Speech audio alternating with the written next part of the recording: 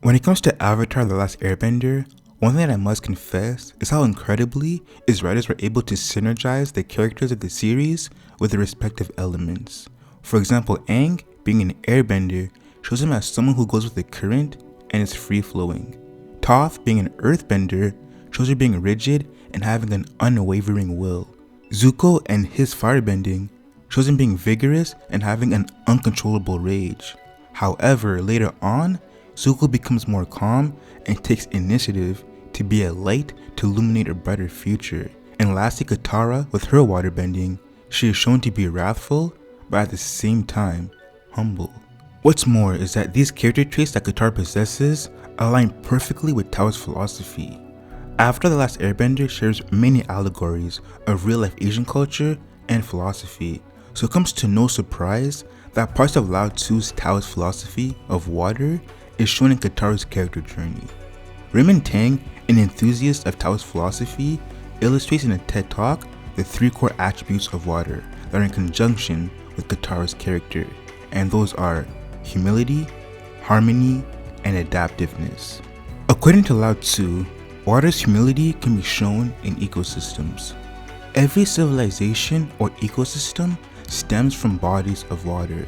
This is why the Nile River was so essential for ancient Egypt's prominence, and why the Tigris and Euphrates rivers were essential for the growth of ancient Mesopotamia.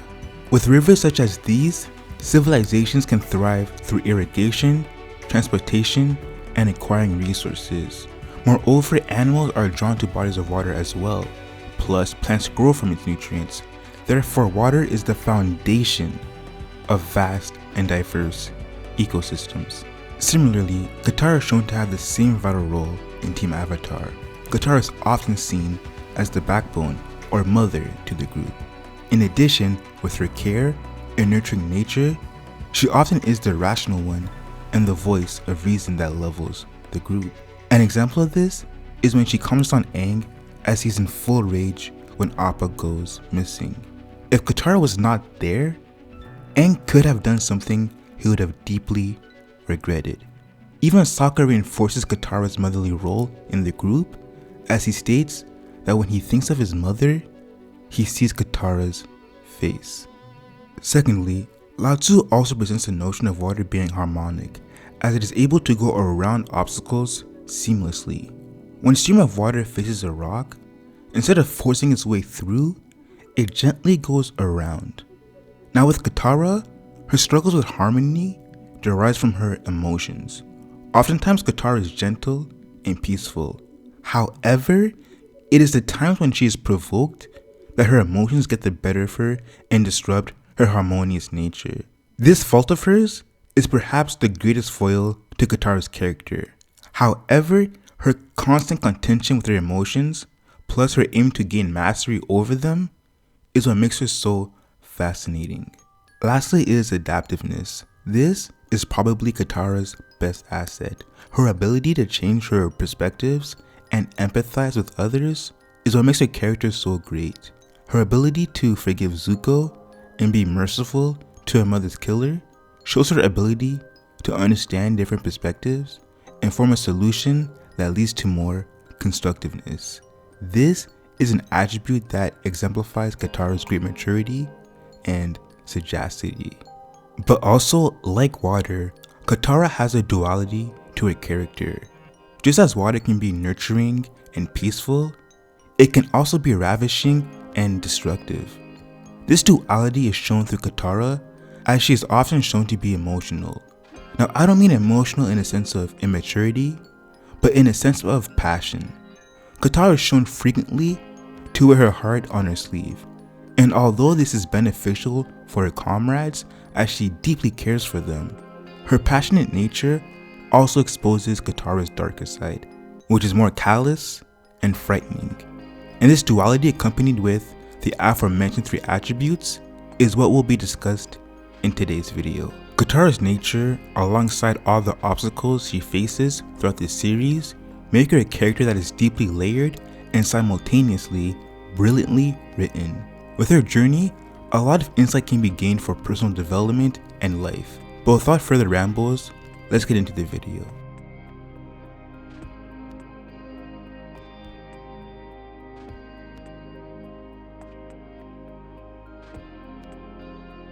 So first, I think it's appropriate to start at Katara's humble beginnings.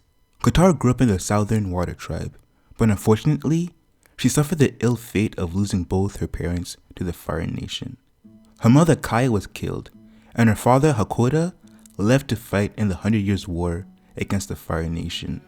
Hence, at a young age, Katara was faced with immense tragedy and was forced to mature at an accelerated rate. In addition, Katara was the only waterbender in her tribe and was surrounded by a large populace of elderly. Therefore, Katara took on the responsibility of a caregiver, which molded her into the mother-like personality we see at the beginning of the series. This tragic childhood that Katara withstood would also be the harbinger for her hatred of the Fire Nation. This same hatred would also be the main motivator for her actions and would put her in vulnerable positions for manipulation, but more on that later. What would add to her grief though would also be her isolation. As being the only waterbender in her tribe, she would feel alone, and the teasing that Sokka would project onto Katara further developed her insecurities. Her waterbending can be seen as a great gift, but also a deadly curse, as if it wasn't for her abilities, the Fire Nation would have never invaded. Thus, they would have never killed Katara's mother. And that attachment that Katara has towards her mother is paramount to her character. The loss of her mother is the reason as to why she hates, but also the reason as to why she is kind. Katara hates the Fire Nation for the grief they brought onto her, but also because of her mother's sacrifice. In honor of her, Katara tries to conduct that same selflessness onto others.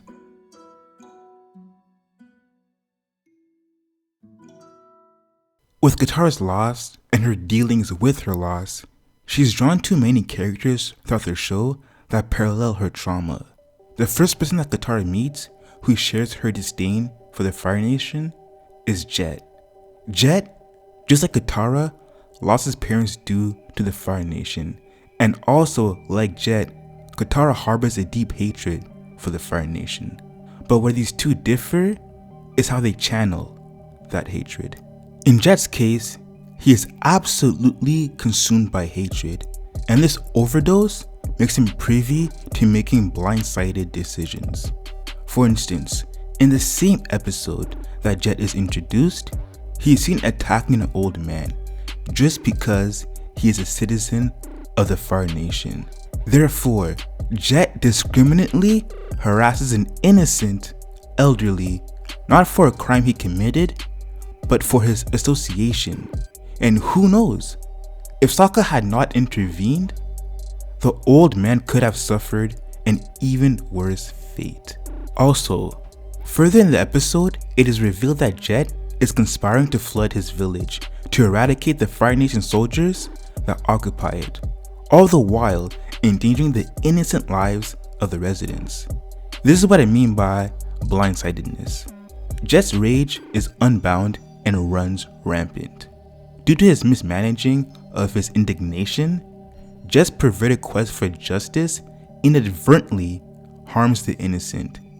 Jet is so enthralled in hate that he doesn't care who gets affected by his tirades, just as long as his thirst for vengeance is quenched.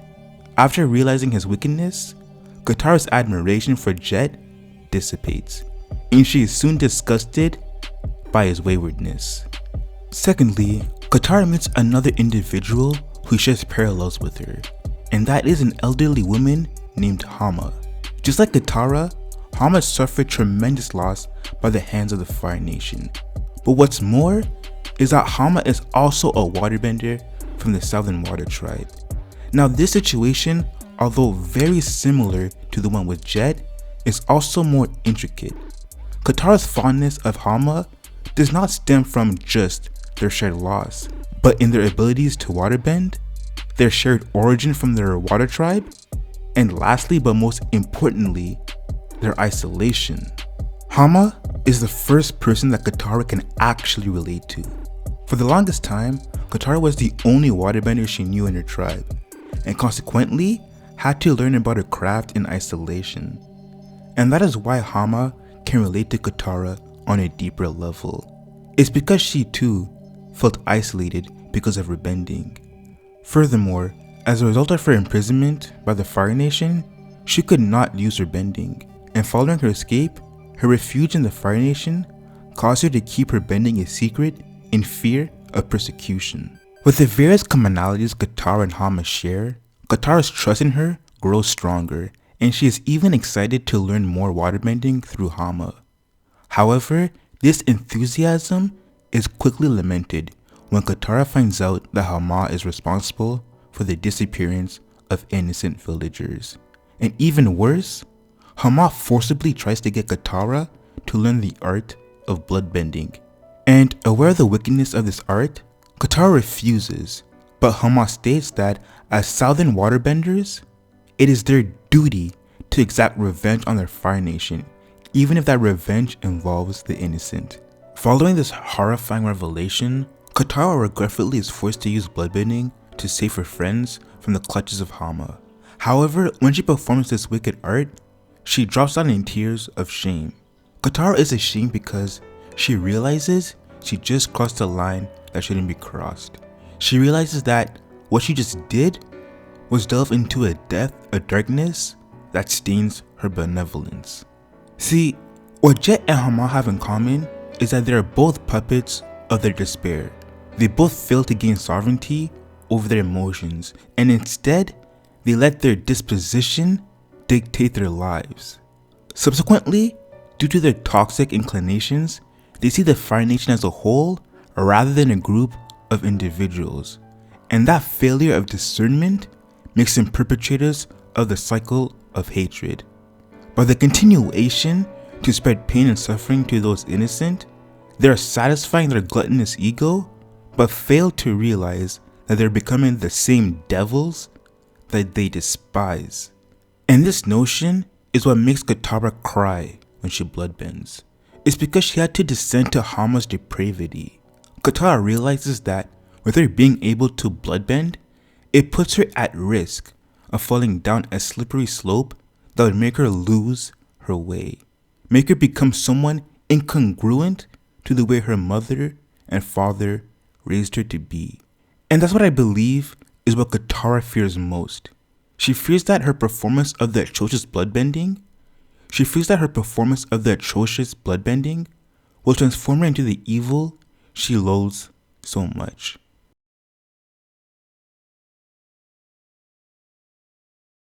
Lastly, I want to discuss the hallmark of Katara's character arc in the episode Southern Raiders. At the start of the episode, Katara and Zuko are arguing over her lack of trust in him. Then Zuko asks her what he can do for her to forgive him. Then Katara replies saying the only thing Zuko can do to garner her forgiveness is to bring back her mother. Now in this interaction, the most important thing I want all of us to pay close attention to is Katara's emotional harmony. Usually when we see Katara, she is composed and the soothing voice of reason on numerous occasions. However, with her interactions with Zuko, she is flustered with emotions. She is angry and antagonizing. This is the darker side of Katara. It's like how I mentioned before, water has a duality, a yin and yang. On one end of the spectrum, water is relaxing, healing, and nurturing. But on the opposite end, water can be violent, ravishing, and destructive. And through Katara's interaction with Zuko, this duality in emotions lends itself more to the darker yang side, the side of anger, vengeance, and hate. Zuko then questions Katara's rationale and makes an assumption that perhaps Katara is not mad at him, but because of the loss of her mother, she puts the sins of the Fire Nation on Zuko as well. Now to be fair, Zuko's betrayal at Ba Sing Se does play a major role in Katara's distrust of him, but it's also important to point out that Katara lashing out on Zuko signals her discrimination against him, a major flaw that Jet and Hama encompassed. What Katara is doing is she's letting her hatred of the Fire Nation blind her judgment in assessing Zuko. Even though Zuko is reformed, making great strides to right his wrongs, and has gained the trust of the rest of the Avatar gang, Katara is still reluctant to trust him. Katara is looking at Zuko as part of a whole with the Fire Nation instead of seeing Zuko as an individual separate from the wrongdoings of the Fire Nation. Then, following this interaction, Zuko shares with Katara that he has intel on her mother's killer and offers his assistance in enacting vengeance. And although Aang and Sokka disapprove of this endeavor, Katara leaves on a quest for vengeance anyways. This is where we see a great shift in Katara. This shift in Katara's character is alarming because for the first time, Katara is selfish. At the start of the video, I stated that a core character trait that describes Katara is her selflessness. Just like water, Katara is giving, nurturing, and is supporting. However, Katara chooses to ignore her friends' best wishes in order to serve her own selfish needs. Yet, Katara's selfishness is not all she reaps from her hate. She becomes reckless as well. When Katara alongside Zuko infiltrate a fire ship with someone who might be her mother's killer, Katara without hesitation performs bloodbending on the ship's captain. And this instance is exactly why I called Katara reckless. The fact that she disregarded her previous disapproval of bloodbending just to apprehend an individual that could be linked to her mother's killer just proves that Katara's moral compass is fragmented. Katara now entraps herself in the obscurity of right and wrong. Then the climax where Katara is finally face to face with the mother's killer, Katara, full of rage and leverage, now assumes absolute domination over her target. Even Zuko encourages her to make the final blow. At this moment, we see her completely enveloped in her yang nature, violent, ravished, and enveloped in an uncontrollable rage. At this moment, Katara mirrors Jet, Hama, and even the old Zuko and Azula. This moment right here perfectly encapsulates the notion that absolute power corrupts absolutely, and even the most faint of heart, given enough ammunition, can get corrupted by power. Katara, the powerful waterbender, now towers over a helpless, fragile old man. This exact power dynamic is cyclical. We've seen this all too many times. Heck, this notion of power dynamics is what started the 100 Years' War, when Sokka decided it'd be appropriate to assert dominance over the helpless and weak. And this assertion of power would cause much suffering and bleed into the suffering of many generations as the successors would further act on this mantra. However, Katara cannot commit herself to taking the old man's life. With Katara's foresight, she sees the old man's helplessness. Back when Katara was a child, her and her mother were helpless, and now the roles are reversed. Now the old man finds himself in the same predicament he put Kaya and a young Katara. Katara sees the irony and the cyclical nature of the situation, and although Katara states that she doesn't know why she couldn't finish off her mother's killer, we can conclude that she probably knew instinctively that by killing the retired raider, she would become another perpetrator in the cycle of hatred. She realized that she would become just like Hama and align herself with the atrocities of the Fire Nation that she so vehemently condemned. And through this realization, she decides to be merciful, perhaps the strongest act a person can do. And through this temperance, we see Katara's true strength. Katara, just like water, encompasses traits that can be described as virtuous. She is humble, harmonic, and adaptive. However, just like water, she is vulnerable. Katara wears her heart on her sleeve, which can be good, but also be detrimental, as we saw in the aforementioned examples. Even though water is very soft and pure, given enough pressure, it can be the most powerful weapon on earth. With enough pressure and time, the gentlest streams of water can erode and break down the mightiest boulders. And that's exactly what we see with Katara. Katara's passionate nature allows her to help her friends, but also makes her a terrifying foe to her enemies. Her vulnerable nature can be used as a strength to posture people up, but also to pummel people down. And this duality in Katara is brilliantly told in Avatar. Katara knows how powerful she is and how deadly she can become, but it's her choice to be a healer rather than a destroyer that brings out her true strength in character. Therefore, we must be like Katara. We must find strength through mercy rather than wrath, and be humble rather than bodacious. Just because we can assert dominance doesn't mean we should, and in that discernment right there is where true strength lies. And that is what makes Katara perhaps one of the strongest people in Avatar. This is what it is, okay? I said empty your mind. Be formless, shapeless, like water. Now you put water into a cup, it becomes the cup. You put water into a bottle, it becomes the bottle. You put it in a teapot, it becomes the teapot. Now water can flow or it can crash.